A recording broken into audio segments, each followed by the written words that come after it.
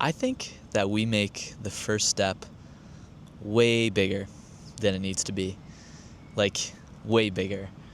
We sit there staring at it, thinking about it, replaying it in our head, imagining every possible outcome. And most of the time, nothing even happens. Nothing bad, nothing dramatic. It's just a step. But in your mind, it feels like you're jumping off a cliff. I've noticed that the scariest part of almost anything isn't the thing itself. It's the moment right before you start, right before you try. The second before you join that new club, the second before you send that text. That's where all the anxiety lives. Not the actual action itself, but the anticipation. And if I'm being honest, 99% of the time, nothing bad happens. You send that text and it's fine. You walk into the room for this new club that you want to try and everybody is extremely welcoming and friendly. You try something new and you survive. But your brain doesn't want you to believe that. Your brain, it wants certainty.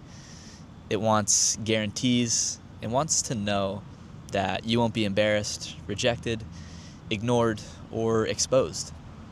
But the thing about that is life doesn't give guarantees. It gives you moments where you either move or you don't.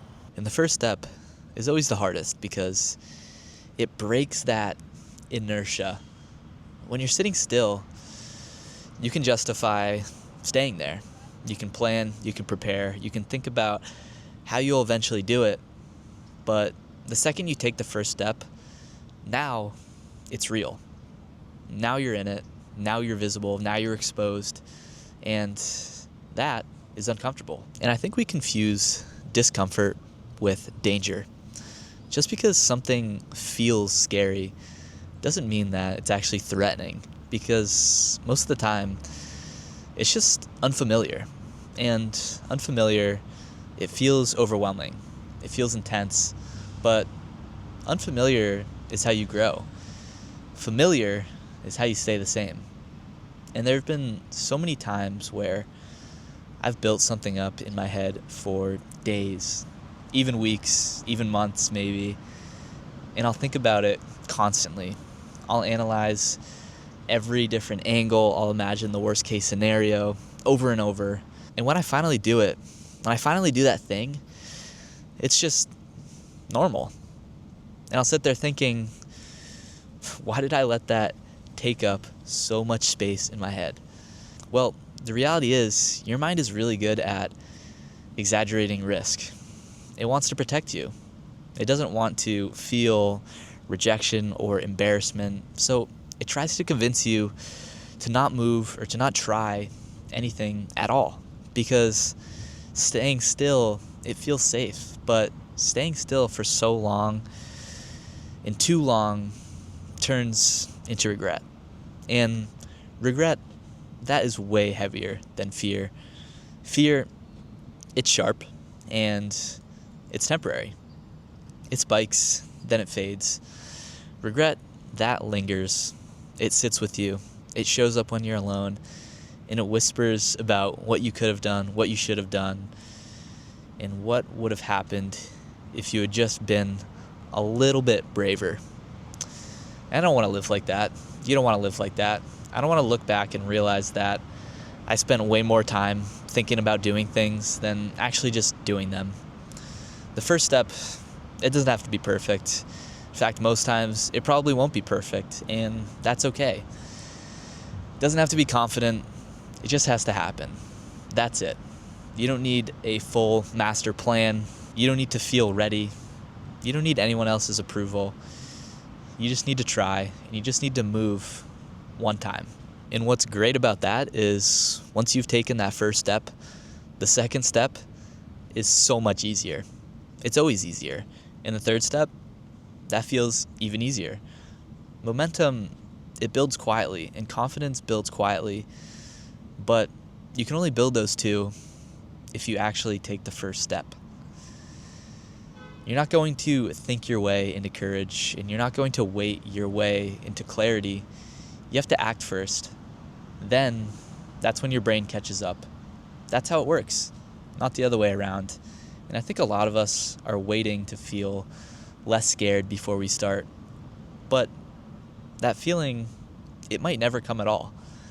You might just have to do it scared. Send it scared, try it scared, walk in scared, and then realize afterward that you were capable the whole time. And most people aren't stuck because they're incapable. They're stuck because they're hesitating. And hesitation, it makes sense. It feels logical, it feels responsible, it feels smart. But sometimes it's just fear dressed up as being careful. And I get it. Taking the first step means you might fail. It means you might not be great at all. It means someone might not respond how you want them to. But again, 99% of the time, nothing catastrophic is going to happen. You're still you. You're still here. You're still moving. And even in the rare case that it doesn't go how you hoped, you're going to learn something so incredibly valuable. You're going to adjust. You're going to grow. And you're going to realize that you can handle much more than you originally thought. And the biggest shift for me has been realizing that action reduces your anxiety around anything way more than thinking does. The longer that I sit with something, the louder it gets in my head.